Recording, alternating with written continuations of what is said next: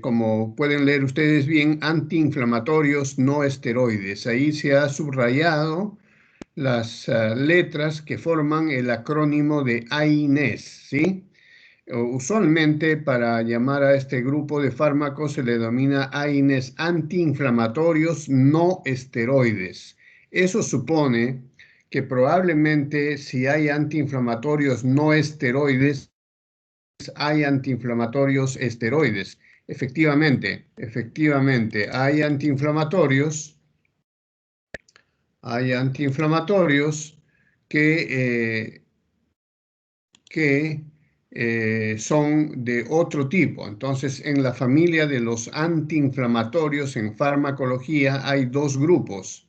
La familia de los antiinflamatorios no esteroides, los llamados AINES, que tienen propiedades de analgesia, antipiréticos, antiagregantes plaquetarios y antiinflamatorios, y los antiinflamatorios esteroides, que son los corticoides. Repito, cuando hablamos de antiinflamatorios en general, hay dos grandes grupos. El grupo de los AINES, es decir, de los antiinflamatorios no esteroideos, como su acrónimo lo dice, y luego el otro grupo de los antiinflamatorios esteroideos, es decir, los glucocorticoides o los corticoides, o también llamados esteroides, ¿sí?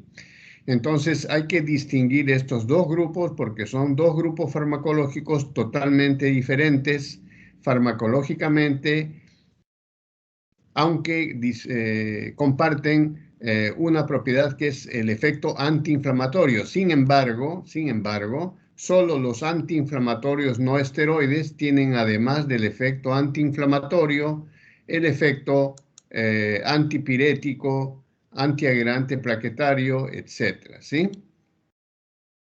Bien, entonces eso para tenerlo muy claro, ¿ya? ¿Qué cosas son los antiinflamatorios no Doctor, ya esteroideos? A partir de ahora vamos a usar el... ¿No están viendo mi presentación? no, ya no, doctor. A ver, esperamos un minuto. Algo pasa con este sistema.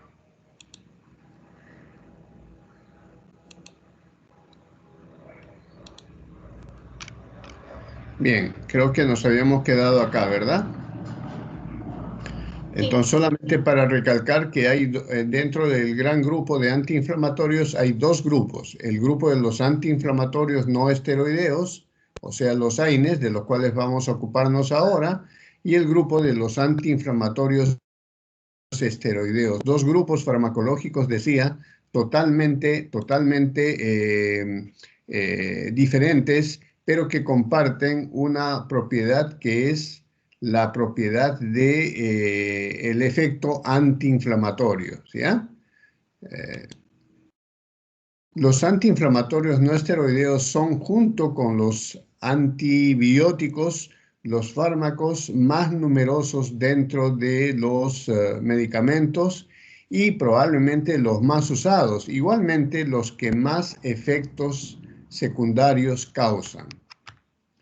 Los AINES son un grupo, no es un solo grupo de fármacos, sino son un grupo de fármacos de naturaleza muy heterogénea, ¿sí? De composición diferente, de estructuras químicas diferentes, pero que son en sí fármacos que disfrutan o comparten propiedades similares, ¿no es cierto? A pesar de su diversidad estructural química, vamos a encontrar que comparten algunas propiedades, como tienen un mecanismo de acción conocido, similar para todos ellos. Si un medicamento tiene el nombre XX y tiene el mismo mecanismo de acción, vamos adelantando, el mecanismo de acción antiprostaglandínico es un antiinflamatorio no esteroide. Dentro de estas propiedades compartidas, además del mecanismo de acción, tenemos los efectos farmacológicos, ¿no es cierto?, similares. Farmacocinética similar, ¿no? Propiedades similares, indicaciones similares, pero también comparten la mayor parte de las reacciones secundarias en mayor o en menor grado. Repito, los antiinflamatorios no esteroideos son un grupo de fármacos estructuralmente diferentes que comparten propiedades entre ellos el mecanismo de acción, las propiedades, los efectos terapéuticos, las indicaciones y las reacciones secundarias. Vamos a revisar cómo es que actúan estos medicamentos. Esto es parte de la farmacodinámica. ¿Cuáles son los mecanismos de acción de los antiinflamatorios no esteroides? Eventualmente también a los antiinflamatorios no esteroideos se les ha llamado analgésicos periféricos, ¿sí? Recuerden, cuando hicimos la clase de analgésicos de acción central, dijimos que son definidos así porque actúan a nivel del sistema nervioso central, es decir, del encéfalo y la médula espinal, ¿verdad? Sin embargo, esos analgésicos de acción central tenían también una parte de acción de tipo periférico, pero eran predominantemente de acción central. En el caso de los antiinflamatorios no esteroideos, se les ha llamado analgésicos periféricos porque actúan en la periferia, en los tejidos generalmente, ¿sí? O en las terminaciones nerviosas periféricas, ¿sí? No actúan predominantemente a nivel central. Sin embargo, así como los analgésicos de acción central tienen efecto en el sistema nervioso central predominantemente, los antiinflamatorios no esteroideos actúan también, además del mecanismo de acción periférica, tiene algunos mecanismos centrales, como ya vamos a ver luego. Esta es una cascada de inflamación clásica descrita por el premio Nobel, el Dr. Bain, en 1971 todavía, o sea que ya es una cascada fisiológica conocida, ¿no es cierto? Al igual que la cascada del complemento, la cascada de la coagulación, existe la cascada de la inflamación, ¿sí? Para entender el mecanismo de acción de los antiinflamatorios no esteroideos, tenemos que revisar la cascada de la inflamación. Cuando existe una noxa, es decir, la noxa es un daño, puede ser una infección, puede ser un trauma accidental, puede ser un trauma quirúrgico, puede ser una enfermedad autoinmune, ¿no es cierto? Puede ser una enfermedad infecciosa, como ya lo dije, produce el daño del tejido. Como ustedes saben, los tejidos están formados por células y las células tienen entre sus partes más externas la membrana celular. Si recuerdan ustedes por fisiología, anatomía y microbiología, la membrana celular en el ser humano es una membrana que tiene una doble capa de lípidos, tachonada por glucopolisacáridos. Eso es la teoría del mosaico de la membrana, ¿sí? Entonces, la membrana celular que tiene dos capas de lípidos, es decir, está formada por ácidos grasos de cadena larga, es dañada, es el primer sitio donde el daño, la infección, el trauma quirúrgico, el trauma infeccioso, el trauma accidental, el trauma físico como las quemaduras, las enfermedades autoinmunes agreden a la membrana celular que está compuesta por dos capas de lípidos que son fosfolípidos de cadena larga. Cuando ocurre el daño en la membrana celular, existe una enzima que se llama la fosfolipasa A2. La fosfolipasa A2 desprende de la membrana a varios ácidos de cadena larga, grasos, pero especialmente al ácido araquidónico, es decir, saca la fosfolipasa 2 de la membrana celular a un fosfolípido que es el ácido araquidónico. Entonces, el ácido araquidónico va a estar expuesto a la acción de dos enzimas, a la acción de la ciclooxigenasa y a la acción de la lipoxigenasa. La acción de la ciclooxigenasa, que son estas dos enzimas, que son dos isoformas, la ciclo 1 y la ciclo 2, transforma al ácido araquidónico en prostaglandinas, ¿sí? Y la acción de la lipoxigenasa transforma al ácido araquidónico en una serie de compuestos que se llaman leucotrienos. Acá vamos a hacer una disquisición. La ciclooxigenasa tiene dos isoformas, dije. La isoforma de ciclooxigenasa 1 es especialmente constitutiva y generada por el cromosoma número 9. Esta, la ciclooxigenasa 1, no es inducible, ¿ya? Es una ciclooxigenasa fisiológica. Produce las prostaglandinas fisiológicas que son útiles para nuestro cuerpo. Por ejemplo, las prostaglandinas producen la filtración glomerular. Las prostaglandinas fisiológicas en la pared del estómago producen el bicarbonato y el moco protectores de la mucosa gástrica. Las prostaglandinas fisiológicas producen la broncodilatación, producen la eyaculación, producen la ovulación, producen una serie de efectos fisiológicos que están relacionados con la COX-1. Entonces, la COX-1 es la ciclooxigenasa constitutiva, es decir, fisiológica, y es generada por el cromosoma 9.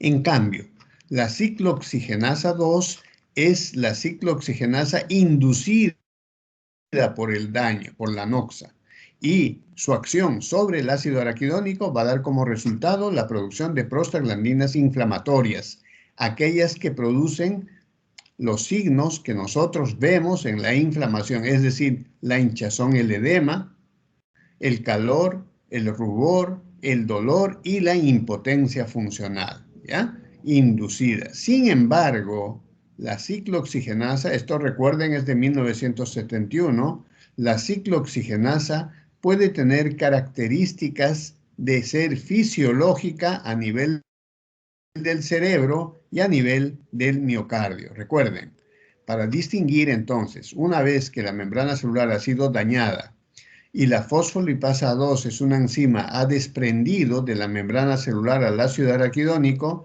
el ácido araquidónico es expuesta a dos enzimas, la lipoxigenasa, que va a producir leucotrienos, que está relacionada con la inflamación crónica, y la ciclooxigenasa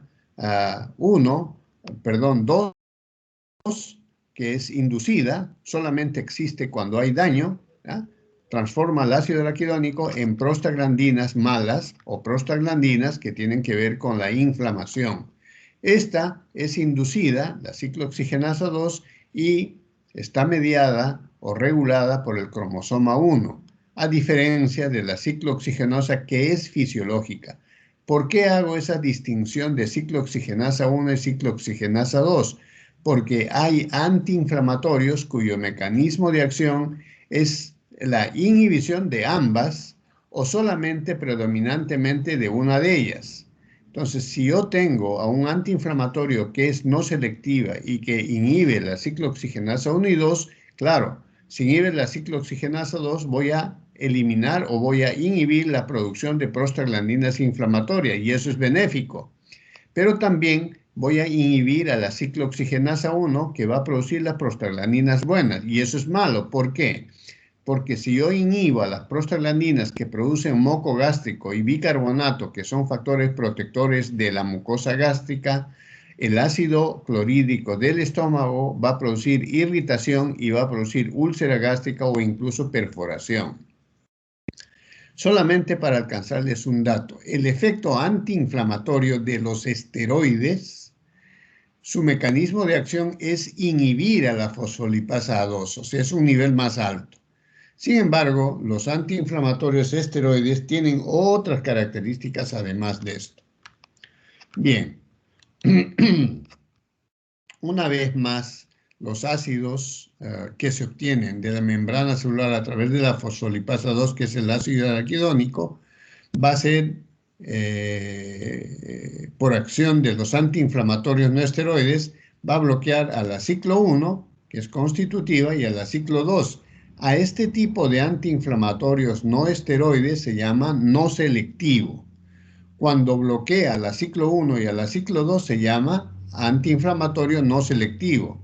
Recuerden, la constitutiva produce prostaglandinas para la protección de la mucosa gástrica, para el filtrado de la orina, para la agregación plaquetaria y evitar el sangrado. En cambio, las malas, las inducibles, van a provocar el dolor, la fiebre, el edema, la inflamación y finalmente la impotencia funcional.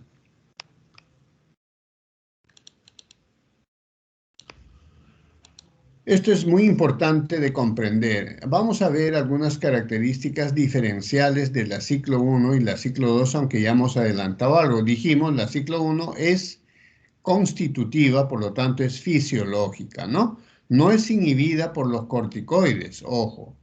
Es constitutiva, existe en nuestro cuerpo fisiológicamente y se encuentra en la mayoría de los tejidos, particularmente en las plaquetas, en el estómago, en el riñón, en los pulmones. ¿En los pulmones para qué?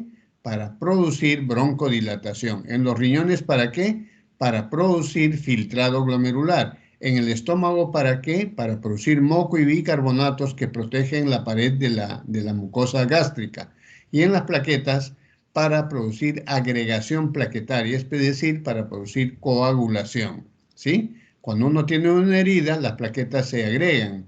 Entonces, eso se produce por una prostaglandina fisiológica que se llama tromboxano. Y también en los órganos genitales internos, para la ovulación, para el inicio de la menstruación, para la eyaculación. Recuerden el nombre de prostaglandina, que es producida por la ciclooxigenasa 1, las prostaglandinas fisiológicas, ¿no?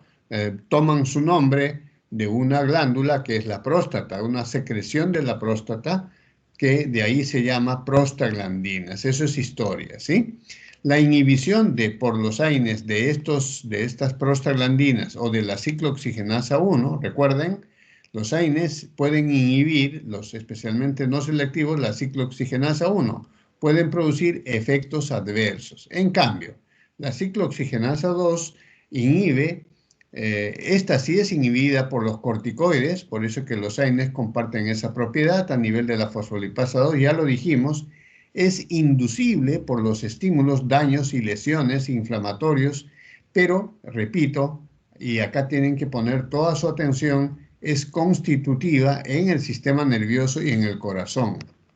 Es constitutiva para bloquear la ciclo 2, consecuentemente puede inhibir la prostaglandina I en los vasos sanguíneos. Y la consecuencia es la vasoconstricción. La prostaglandina I tiene una propiedad de vasodilatación.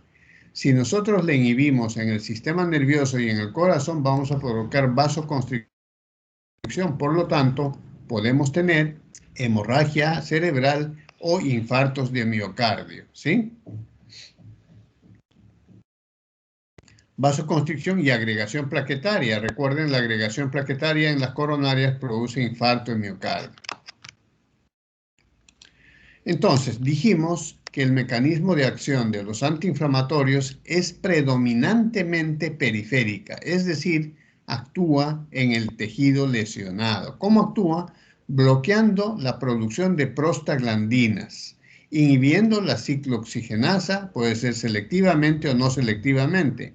En consecuencia, reduce la producción de prostaglandinas inflamógenas. Repito, ¿qué cosa hacen los antiinflamatorios no esteroides? Bloquean a la producción de prostaglandinas, inhibiendo la ciclooxigenasa 2. Si se inhibe la ciclooxigenasa en general, si se inhibe la ciclooxigenasa, evidentemente no va a haber producción de prostaglandinas inflamógenas, ¿sí? O sea, las que producen la inflamación. Predominantemente las derivadas de la inhibición de la ciclooxigenasa 2. Ese es su mecanismo principal. Entonces, cuando generalmente se habla cuál es el mecanismo de acción de un antiinflamatorio no esteroide, generalmente se le dice tiene una acción antiprostaglandínica. ¿Por qué? Porque bloqueando a la ciclooxigenasa bloquea la producción de prostaglandinas inflamógenas. Ya saben ustedes de dónde provienen las prostaglandinas inflamógenas, de la degradación del ácido araquidónico por la ciclooxigenasa 2 preferentemente. Pero no solamente ese es su único mecanismo de acción. Si es cierto, es el principal mecanismo de acción, tiene otros mecanismos de acción. Por ejemplo, tiene una inhibición celular. Inhibe la diapedesis. Recuerden, la diapedesis es el desplazamiento de los glóbulos blancos desde la sangre a través de la pared vascular para ir al sitio de la inflamación. Reducen la capacidad de fagocitosis. Tiene un efecto antiproliferativo, reduce la capacidad de cicatrización. También tiene un tercer mecanismo, bueno, en realidad tiene como 20 mecanismos de acción. Estos son los 4 principales. De ellos, el primero es el principal, su efecto antiprostaglandínico. Además del efecto celular, estimulan la vía del óxido nítrico GMP cíclico. Por ejemplo, la dipirona, que es un antiinflamatorio no esteroide llamado también metamizol, tendría un efecto analgésico, ya que la liberación de óxido nítrico inhibe la transmisión del impulso doloroso. O sea, tiene un efecto analgésico por otra vía, por la vía del efecto del óxido nítrico. Y también tiene la inhibición de las citoquinas. Nimesulida, que es otro antiinflamatorio, es antagonista de las bradiquininas y del factor de necrosis tumoral, ¿no? Que son productores de hiperalgesia. Entonces, sus efectos analgésicos tienen varias vertientes. La vertiente del óxido nítrico, la vertiente del antagonismo a la bradicinina y también la vertiente de la producción de prostaglandinas inflamógenas. Repito, las prostaglandinas inflamógenas sintetizadas por la ciclooxigenasa 2 producen dolor, calor, rubor e impotencia funcional. ¿Ya? Las prostaglandinas, ¿qué cosa hacen finalmente una vez que el tejido se daña y se producen prostaglandinas? Las prostaglandinas estimulan las terminaciones nerviosas para conducir el impulso nervioso hacia la médula espinal y de ahí a la corteza o al tálamo óptico y de ahí dar la respuesta dolorosa. Esas prostaglandinas que están sintetizadas en el tejido dañado, repito, estimulan las terminaciones nerviosas y por eso producen dolor. Ese es el mecanismo de producción de dolor de las prostaglandinas que se producen en el tejido dañado. Sin embargo, también dijimos que tiene un mecanismo de acción a nivel central. A nivel central, ¿no?, tiene especialmente el efecto antipirético. Uno de los efectos farmacológicos de los antiinflamatorios no esteroides es el efecto antipirético, es decir, bajan la temperatura. ¿Y cómo lo hacen? Actuando en el centro termorregulador en el hipotálamo, ¿sí? Ahí inhiben la producción de prostaglandina E2 especialmente en el centro termorregulador y se baja la temperatura. El efecto analgésico es en el sistema nervioso central. Hay algunos fármacos como el paracetamol que tiene un efecto analgésico a nivel central. Inhibe la producción de prostaglandinas a nivel espinal y cerebral, bloqueando a la ciclooxigenasa constitutiva en el sistema nervioso central. Ojo. Sin embargo, ese no es su mecanismo analgésico principal, ¿ya? Solamente esta acción analgésica a nivel central es para el paracetamol. Volvemos a la lámina anterior. El efecto analgésico de los antiinflamatorios no esteroides es la inhibición de las prostaglandinas inflamógenas. Esas prostaglandinas inflamógenas, ¿qué hacen para producirnos dolor? Producen estimulación de las terminaciones nerviosas, especialmente de las fibras A delta y de las fibras C, que son las conductoras del dolor. Entonces, si nosotros bloqueamos la producción de prostaglandinas, no va a haber prostaglandinas que estimulen estas fibras, por lo tanto, se va a aliviar el dolor. El nivel central básicamente es para el efecto antipirético, aunque se describe para paracetamol un efecto analgésico a nivel central diferente, obviamente, a los opioides. Bien, ¿cómo se clasifican estos antiinflamatorios? Dijimos que es un grupo diverso con propiedades similares. Ya hemos visto el mecanismo de acción que son similares a todos, salvo que alguno de ellos tiene una adicional acción, por ejemplo, paracetamol a nivel central por el efecto analgésico. La clasificación se clasifican de acuerdo obviamente a su estructura química. Estos fármacos pueden ser también de naturaleza ácida o no ácida. Esa es una forma de clasificarlos. Y también por su selectividad ciclooxigenasa. Ya hemos dicho que hay dos tipos de ciclooxigenasa. La ciclo 1, que es constitutiva, y la ciclo 2, que es inducida. Si nosotros actuamos con un analgésico que no distingue entre las dos y que inhibe a la ciclo 1, que produce las prostaglandinas buenas, y a la ciclo 2, que produce las prostaglandinas inflamógenas, vamos a tener un antiinflamatorio no selectivo que va a anular a las buenas y a las malas. Entonces vamos a tener un antiinflamatorio con efecto antiinflamatorio, pero también con efectos adversos, ¿no es cierto? Porque anula a la ciclo 1.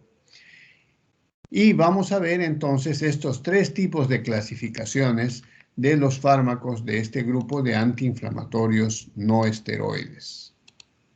Por su estructura química existen numerosas familias, entre ellas la familia de los paraminofenoles. Tenemos el paracetamol, también llamado acetaminofeno, y el proparacetamol. La diferencia de uno y otro es que el paracetamol se administra por vía oral y el proparacetamol se administra por vía endovenosa. La familia de las sulfanilidas, tenemos a la nimesulfida.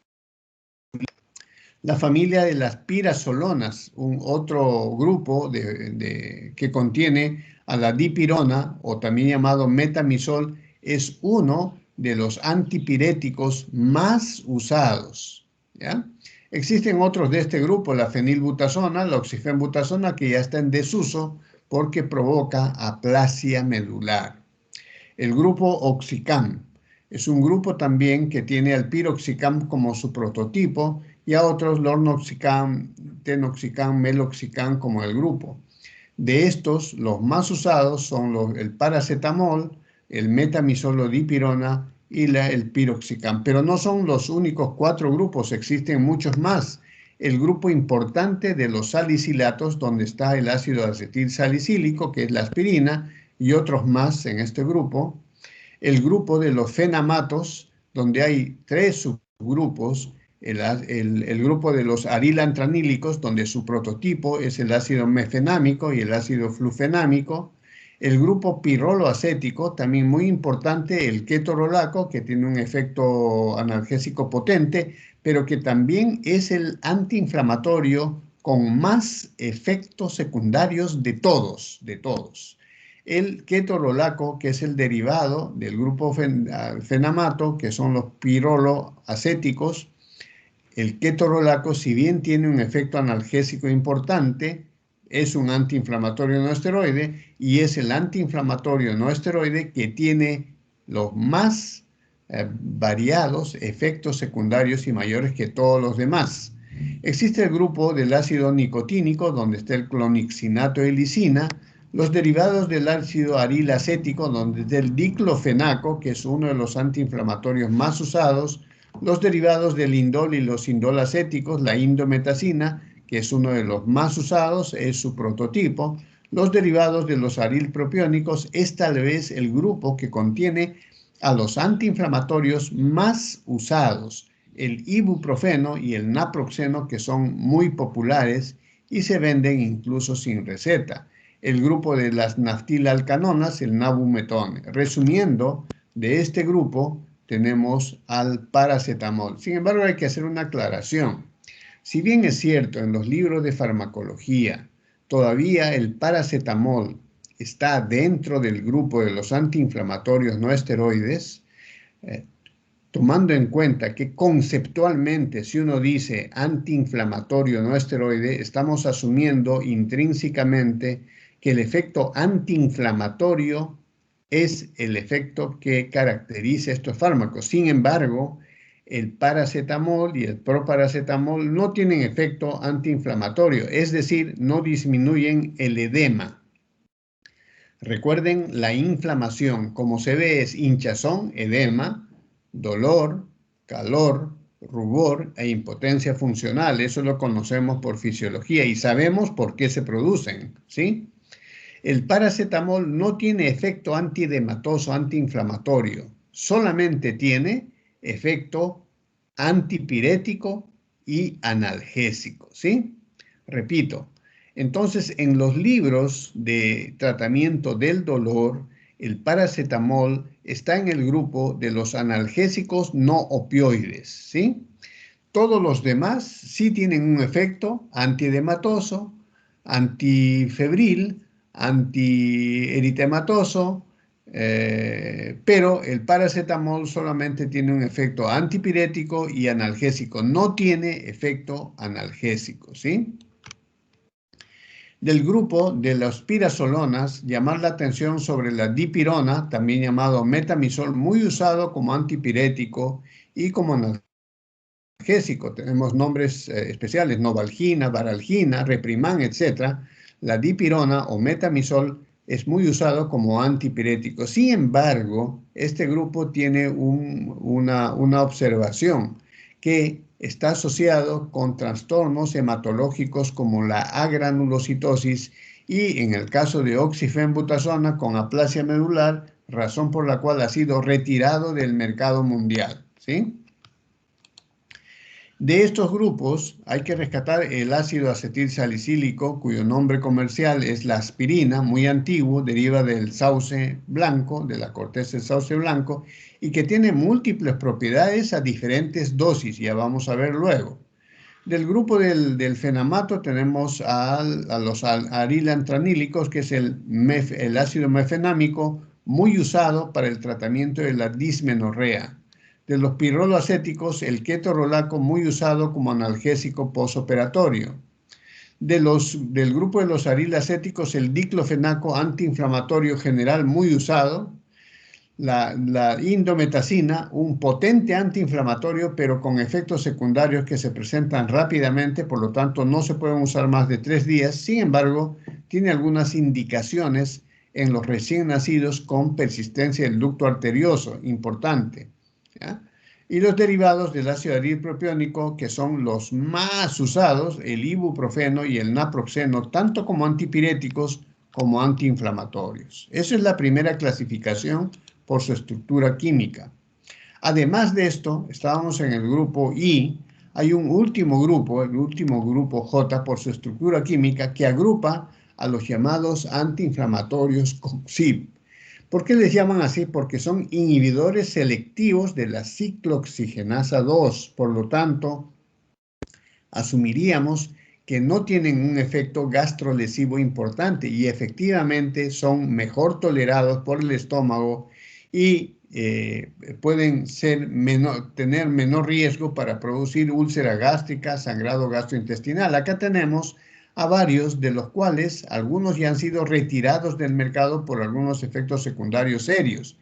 El celecoxib, que está en circulación, se prescribe, el rofecoxib y el parecoxib, el rofecoxib retirado del mercado porque se asocia con infarto de miocardio y con accidente cerebrovascular, por eso ha sido retirado del mercado. Existe el parecoxib, que es inyectable, todavía está circulando, se usa como analgésico antiinflamatorio. El etoricoxib igualmente como analgésico antiinflamatorio. El valdecoxib se ha retirado del mercado. Esto también está asociado con infarto de miocardio. El lumiracoxib, también un potente antiinflamatorio, pero que ha sido retirado porque produce necrosis hepática. Los que figuran como retirado ya no están más en el globo terráqueo porque producen efectos secundarios serios. Otra clasificación importante es la clasificación según su naturaleza ácida y no ácida. Inicialmente se asoció el efecto conocido de gastritis o úlcera gástrica en estos antiinflamatorios no esteroides y se decía que era por su naturaleza ácida. Sin embargo, si bien es cierto, tienen una naturaleza ácida como el ácido salicílico, el efecto directo de contacto directo en la luz de la mucosa del estómago con la mucosa gástrica explica solo un 20 a 30% del efecto ulcerogénico cuando se toma por vía oral. Eso supondría de que los analgésicos administrados por vía parenteral, intramuscular o intravenosa no tendrían que producir irritación gástrica porque no estarían en contacto con la mucosa, pues eso se ha revisado. Ahora se sabe que el efecto ulcerogénico tiene dos vías. Una vía, que es la vía directa, por contacto directo con la mucosa, y la otra es por vía anteluminal, es decir, el analgésico antiinflamatorio no esteroide administrado por vía endovenosa, por ejemplo, se distribuye en todos los vasos sanguíneos y entre ellos en los vasos sanguíneos de la pared del estómago. Y ahí es donde bloquean a la ciclooxigenasa 1. La consecuencia es la inhibición de la producción de los factores de defensa de la mucosa gástrica, que son los bicarbonatos y el moco gástrico. Si no hay bicarbonatos y si no hay moco gástrico, entonces el ácido clorhídrico del estómago agrede a la mucosa gástrica, produciendo úlcera gástrica, sangrado y hasta perforación gástrica. Entonces, recuerden ustedes, el efecto ulcerogénico no solo es por la naturaleza ácida del fármaco y por contacto directo en la mucosa, ya que antiinflamatorios no esteroides administrados por vía parenteral, intramuscular o endovenosa también pueden producir úlcera gástrica por el efecto del bloqueo de la ciclooxigenasa que produce las prostaglandinas que a su vez hacen producir el moco gástrico y los bicarbonatos en la mucosa gástrica. Dentro de los ácidos están los derivados del ácido acetilsalicílico. El prototipo, ya hemos dicho, es el ácido acetilsalicílico, que es la aspirina. En los fenólicos están las pirazolonas, el metamisol o dipirona, ¿no? Dentro de los derivados del ácido aril acético está el indol acético, la indometacina, el pirolo acético ketorolaco, ya hemos dicho eso, y otros como los derivados del ácido propiónico, naproxeno y ibuprofeno.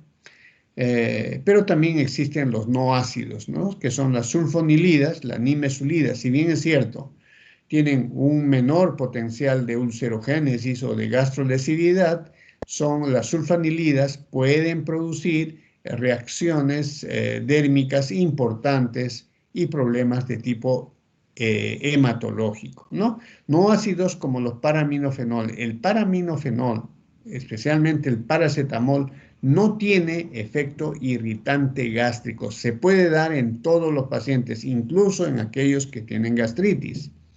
El paracetamol, repito, es un fármaco que no tiene efecto gastrodesivo, ¿ya? Y que no tiene naturaleza de tipo ácido. Otra clasificación, la tercera, es por su selectividad de las isoenzimas COX. Ya hemos descrito que hay dos isoenzimas.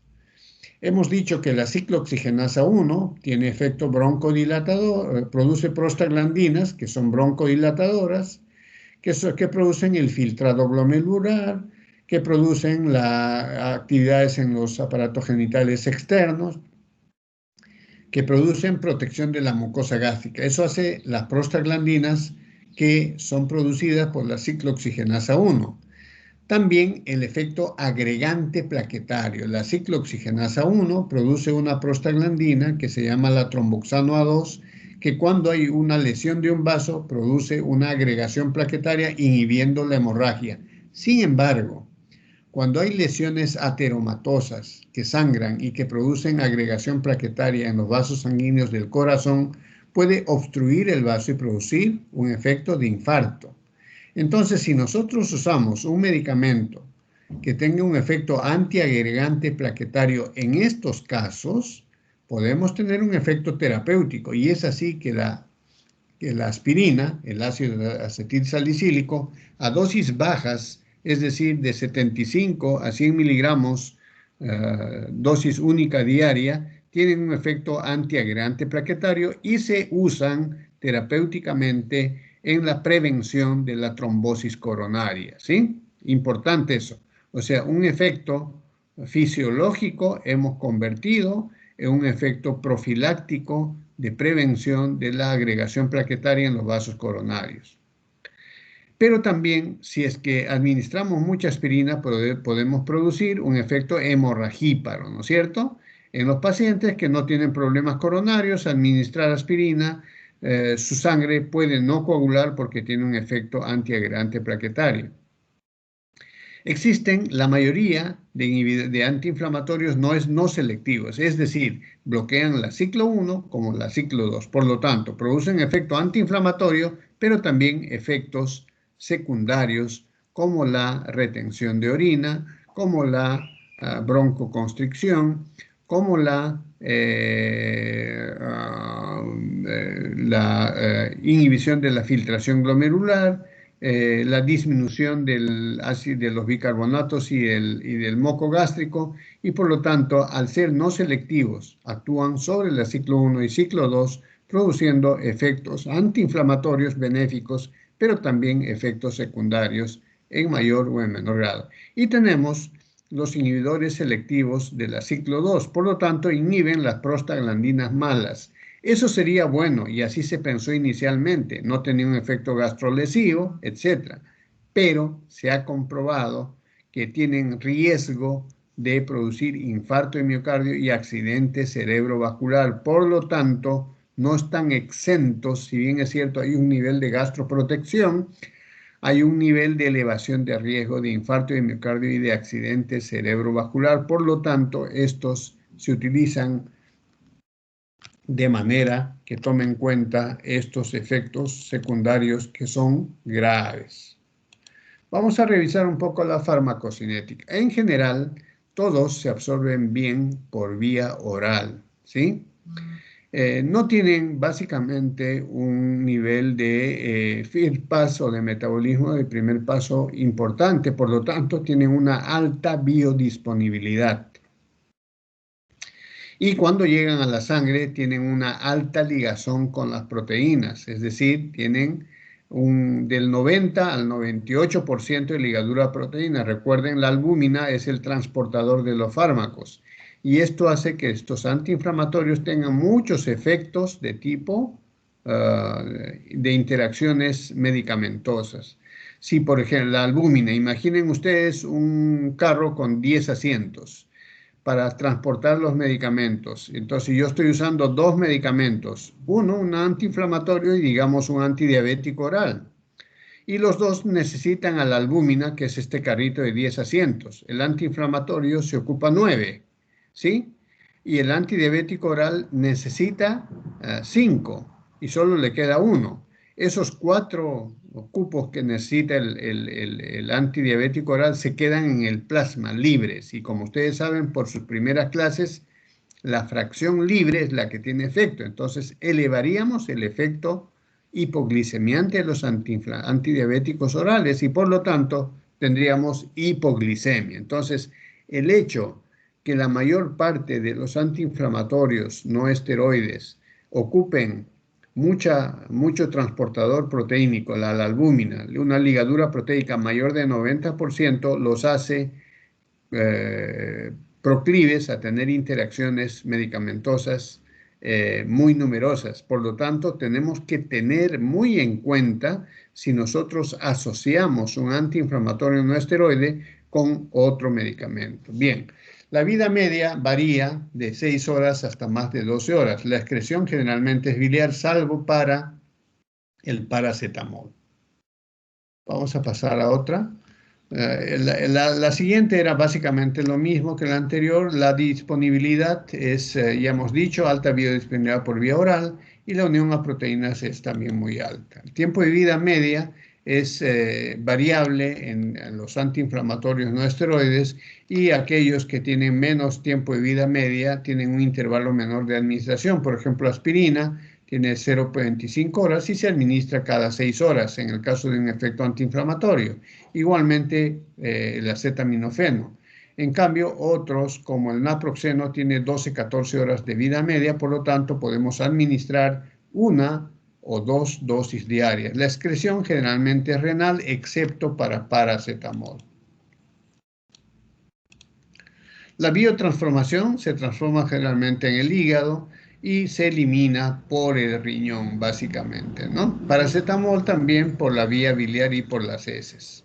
Los efectos farmacológicos ya los dijimos, repetimos: analgésico para dolor leve a moderado, antipirético, antiinflamatorio, antiagregante plaquetario, excepto paracetamol, ¿no? Acción úrico-súrica ayuda a eliminar el ácido úrico.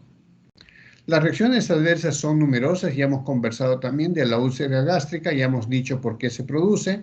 Se puede producir por vía oral o por vía inyectable. La toxicidad renal, también hemos dicho, si se inhibe la filtración glomerular, puede agravar casos de hipertensión endocraniana, infarto e insuficiencia cardíaca congestiva y provocar estados de insuficiencia renal. Si uno da antiinflamatorio no esteroide en un paciente con hipovolemia o deshidratación, podemos agravar el efecto tóxico de los antiinflamatorios no esteroides. Toxicidad, muy especialmente para paracetamol, dosis mayores de 4 gramos diarios producen hepatotoxicidad, ¿sí? Trastornos hemorragíparos por el efecto antiagregante plaquetario, alergia, anafilaxia, exacerban el asma, la rinitis y la urticaria, y aplasia medular, especialmente el metamizol o dipirona, pero no es el único. Los derivados del ibuprofeno, naproxeno, diclofenaco también pueden tener efectos metabólicos importantes, efectos sobre hematológicos importantes, ¿no? El efecto de gastrolesividad también ya lo hemos dicho: celecoxib mejor tolerado, etoricoxib mejor tolerado porque son coxib o COX-2 selectivos. Luego aumenta el riesgo para el diclofenaco, naproxeno, ibuprofeno, y acá más abajo debería estar la aspirina, ¿sí? La toxicidad renal también se produce por inhibición de la filtración glomerular. Acá no hay distinción entre todos, causan una inhibición de las prostaglandinas a nivel renal, en menor grado para paracetamol. Si no se filtra la orina, el líquido se va a retener y se va a producir edema, hipertensión arterial, falla renal e incluso necrosis de las papilas renales y síndrome nefrótico, ¿no? Depende de la dosis y el tiempo que se administre. Riesgo cardiovascular, ya hemos hablado de la en los pacientes con ateromatosis, puede causar infarto en miocardio. Entonces, para esto damos la aspirina para inhibir la agregación plaquetaria, ¿sí? Y otros riesgos conocidos también: el riesgo hepático, toxicidad especialmente rara, pero frecuente, con dosis mayores de 4 gramos para el paracetamol, anemia por microhemorragias digestivas, porque no solamente hay una hematemesis, sino hay microhemorragias digestivas. Los COXIB, menos incidencia, porque ya ustedes saben que son antiinflamatorios con cierto tipo de protección. Y la enfermedad de intestino irritable, hay que evitar los AINES, ¿no? En el embarazo, ustedes saben que los medicamentos están categorizados en 5 categorías, ¿no? De acuerdo al riesgo para el feto y para la madre. Los AINES generalmente tienen efectos sobre el embarazo, por lo tanto, deben usarse con cautela. Están asociados con aborto cuando son utilizados en el periodo periconcepcional, o sea, primer mes de embarazo. No hay absoluta seguridad y debe evitarse en el tercer trimestre. ¿Por qué? Porque producen retraso el comienzo y la duración del trabajo de parto, parto distóxico, cierre prematuro del conducto arterioso e hipertensión pulmonar de recién nacido y disminución del volumen del líquido amniótico. Recuerden esto en las embarazadas, ¿sí? Las interacciones, como dije, son numerosas. Acá vamos a tocar estas 3 principales con antidiabéticos orales. Los AINES potencian el efecto hipoglicemiante de la sulfonilurea, por lo tanto aumentan el riesgo de hipoglicemia. La cumarina, que es un anticoagulante que bloquea los factores dependientes de la vitamina K, si se asocian con antiinflamatorios que bloquean la agregación plaquetaria, vamos a tener los 2 sistemas de coagulación, humoral y celular por las plaquetas tomado, por lo tanto hay riesgo de sangrado. El metrotexate, que es un antineoplásico, aumenta sus concentraciones libres cuando se administran con antiinflamatorios no esteroides. Acá pueden leer una serie de interacciones medicamentosas, ¿no? Por ejemplo, con los aminoglicósidos como gentamicina, aumentan su concentración y por lo tanto provocan riesgo de insuficiencia renal o de nefrotoxicidad. Recuerden, los aminoglicósidos como la gentamicina, la amicacina, de por sí son nefrotóxicos. Si se asocian con antiinflamatorios no esteroides, la nefrotoxicidad aumenta, ¿no? Las indicaciones básicamente son dolor nociceptivo leve a moderado, el tratamiento de la fiebre, enfermedades autoinmunes como la artritis reumatoide, enfermedades degenerativas como la osteoartritis, indicaciones ginecológicas como la enfermedad pélvica inflamatoria, la cefalea y la migraña. Esta es la escala de la OMS, dolor leve, moderado, severo, ¿no? Entonces, en la escala 1, dolor leve y dolor moderado, están los opioides, perdón, los antiinflamatorios no esteroides. ¿Se pueden asociar con los opioides? Sí, sobre todo para bajar la dosis de los opioides, ¿no? Es una buena asociación. Las indicaciones, básicamente, ya lo hemos dicho, disminuir el dolor. Aquí hay algunas cosas que hay que tomar en cuenta. Usar los antiinflamatorios no esteroides en la dosis mínima efectiva y por el tiempo mínimo necesario, ¿ya? Sobre todo orientado a mejorar la calidad de vida, tomando en cuenta un balance de riesgo-beneficio de efectos secundarios con efectos benéficos. Las ventajas frente a los analgésicos de acción central. Recuerden, los derivados del opio pueden desarrollar farmacodependencia, tolerancia, hipotensión arterial, vómitos. Los antiinflamatorios no esteroides no provocan depresión respiratoria, como los antiinflamatorios de acción central, no producen dependencia y no desarrollan tolerancia. Entonces, en el tratamiento del dolor tendremos que empezar con antiinflamatorios no esteroides. Los usos en el embarazo también están muy restringidos. Para paracetamol en dolores leves, no tiene efecto gastrolesivo y hemorragíparo. Salicilatos depende. En el tercer trimestre no se debe usar, ¿sí? Bien, en unos minutos más vamos a dar por terminada esta clase, ¿ya?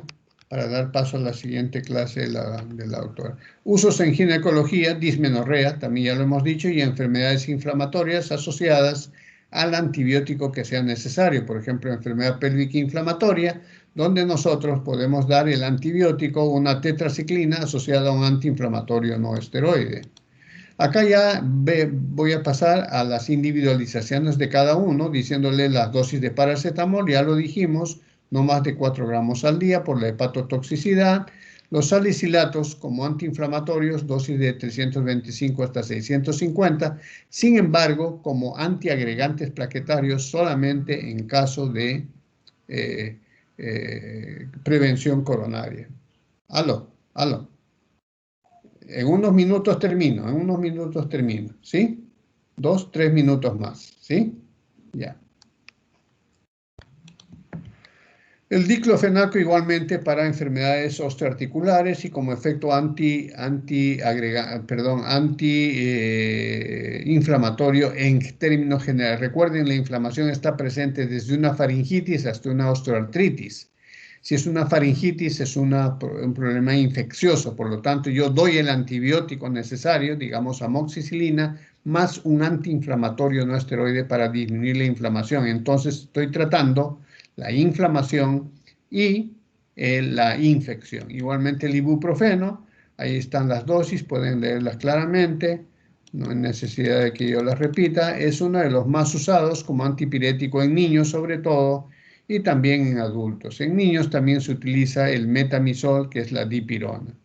El naproxeno, muy usado como antiinflamatorio en artropatías, sean autoinmunes o degenerativas, ¿no? Y procesos infecciosos, vertebrales como la espondilitis anquilosante.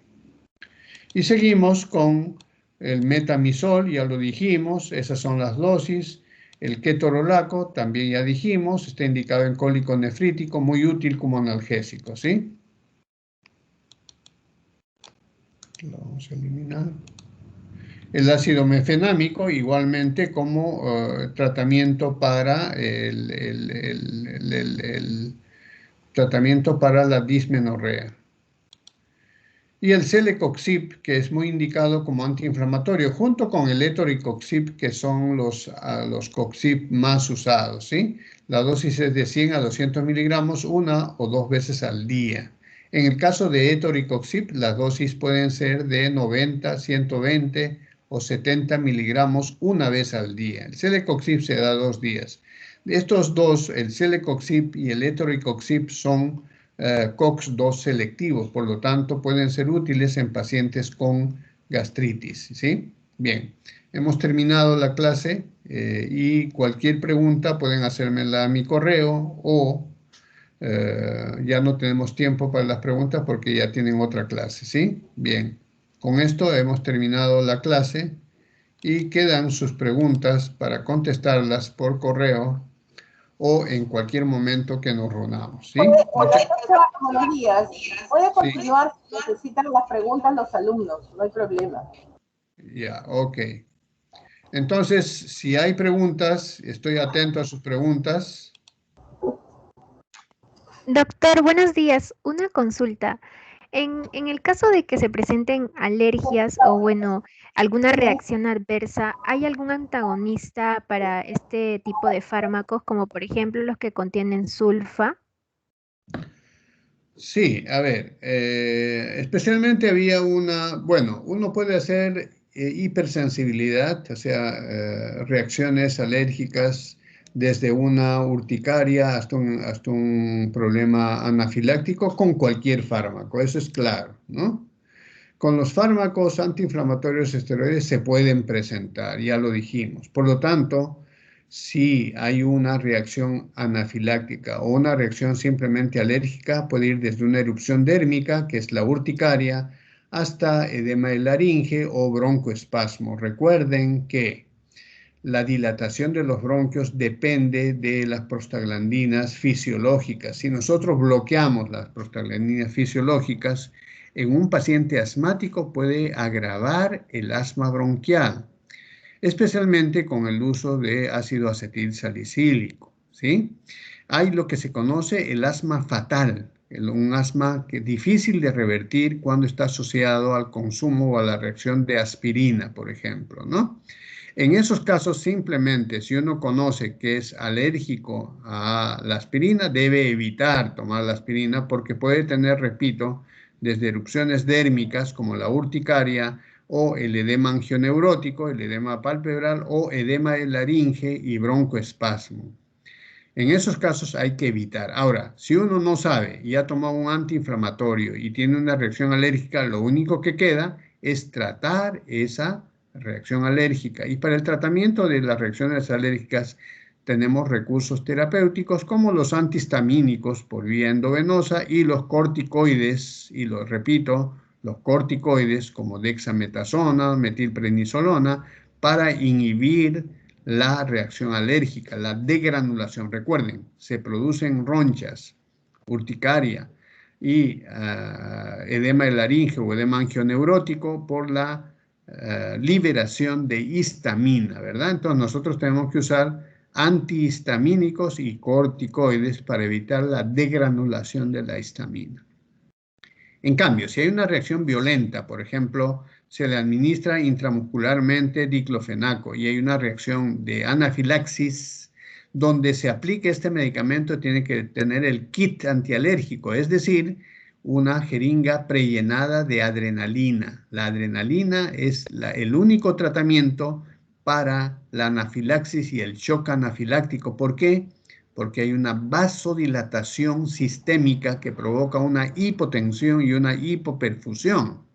Por lo tanto, tenemos que usar la adrenalina para revertir esa vasodilatación, ¿sí?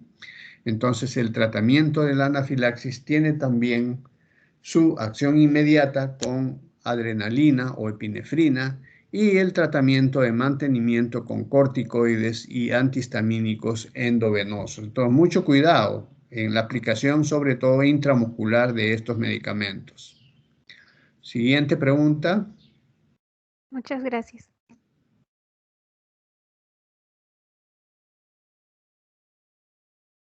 Solo aclarar, ¿no? Recuerden siempre, ustedes van a dominar el tema si conocen bien la diferencia entre ciclooxigenasa 1 y ciclooxigenasa 2, ¿sí? Si nosotros tenemos un bloqueador selectivo de la ciclooxigenasa 1, vamos a bloquear el efecto agregante plaquetario, ¿no es cierto? Entonces vamos a tener un efecto antiagregante plaquetario y eso lo hace la aspirina a dosis de 75 miligramos a 100 miligramos. Es un inhibidor de la agregación plaquetaria, por lo tanto sirve de tratamiento y profilaxis en aquellos pacientes con riesgo coronario, ¿sí? Ese es otro uso de la aspirina. Otros usos de la aspirina, por ejemplo, es en niños con reacción multisistémica tipo enfermedad de Kawasaki. La enfermedad de Kawasaki es una reacción inflamatoria sistémica y se utilizan altas dosis de aspirina en niños que lo padecen, que son niños de 2 años, 6 años, 7 años. Ahora, ¿se puede dar en niños algún antiinflamatorio no esteroideo? Sí. El paracetamol como antipirético, incluso desde la etapa neonatal, y el metamizol. Pero también se puede utilizar indometacina, exactamente, a pesar de que la indometacina es un antiinflamatorio del grupo de los indolacéticos que tiene muchos efectos secundarios cuando se da más de 3 o 4 días. Nosotros en pediatría lo usamos para el tratamiento del recién nacido con persistencia del ducto arterioso. Usamos la ¿Por qué usamos la indometacina? Porque bloquea a la prostaglandina I. Recuerden, la prostaglandina I es vasodilatadora.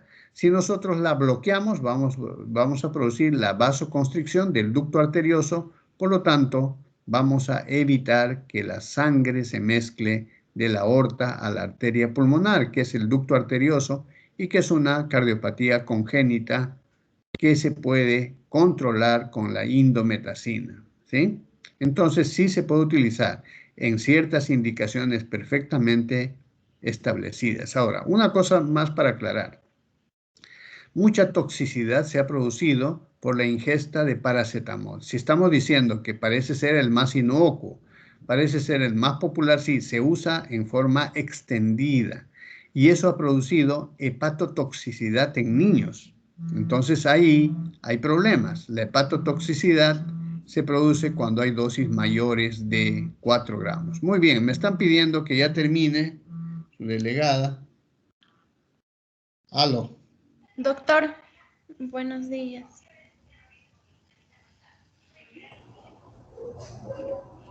Gracias, Aló, doctor. doctor.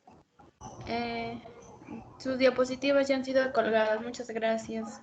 Ya, ok, perfecto, listo. Terminamos entonces, ¿ya? Que tengan una buena mañana y un buen día. Hasta luego. Gracias, igual. Hasta luego. Hasta luego, América. Gracias, doctor. Bien, vamos a continuar. Voy a